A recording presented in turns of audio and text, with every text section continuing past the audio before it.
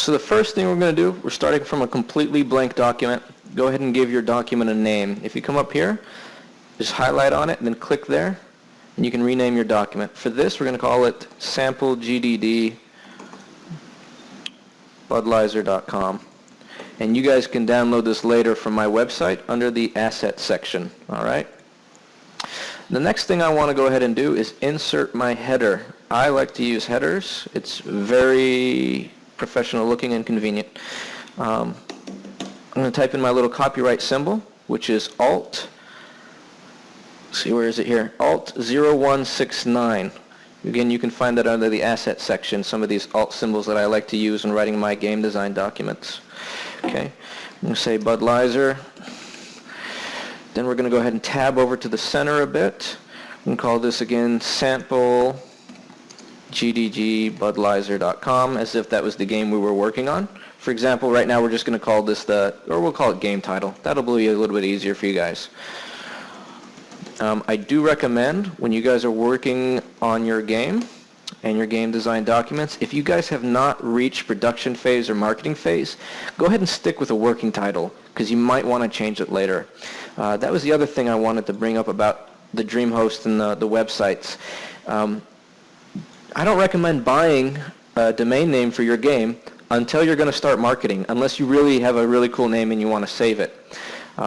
So, depending upon, if you have your domain name and you have it saved, go ahead and put that in as your actual game title. But otherwise, go ahead and use a working game title.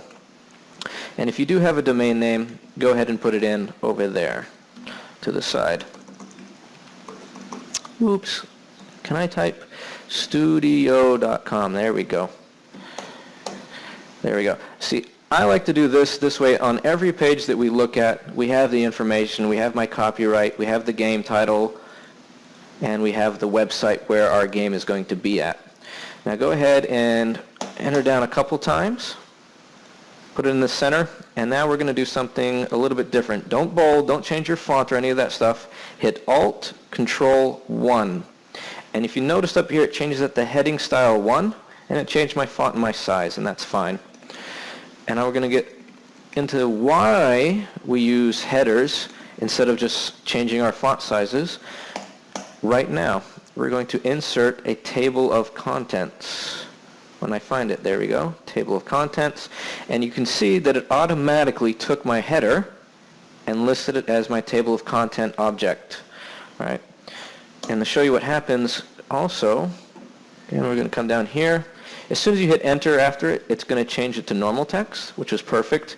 And I'm going to create another little piece under here, but this time I'm doing Alt Control 2, which is heading style 2. And we're going to put designed by Budweiser. And if I update my table of contents, look at that. We've already got a table of contents that starts letting you jump to sections inside your document, which is awesome and another reason why I love Google Documents.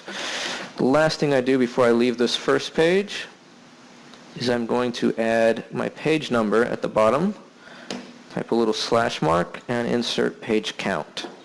Just makes it look a little bit more professional. You might want to put also your designed by or copyright stuff information at the bottom, or leave it empty for footnotes for the page, but you can also do that a different way. All right, so now we're going to start creating all the different sections that are going to go into our game design document.